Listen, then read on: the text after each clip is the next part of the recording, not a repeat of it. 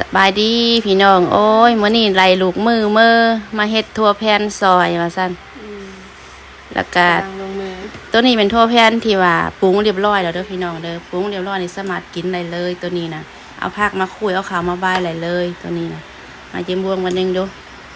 เด้ประมาณนี้ตัวนี้เป็นทั่วแผ่นทั่วเหน่าเด้อนี่เด้อไปเฮ็ดข้าวซอยก็ได้เลย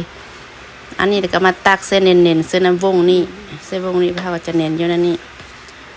เน้นลงแน่นแล้วก็เอาออกมานี่นะเอาออกโหลดมานี่นะเอาออก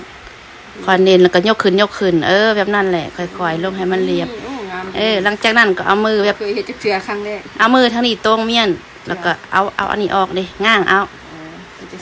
ค่อยๆง่างออกนี่นิ่มก็เด้ได้เรียบร้อยแล้ววันนี้ก็เก็บเอาข้าวเตาอบวันนี้นะเด้ประมาณนี้ล่ะ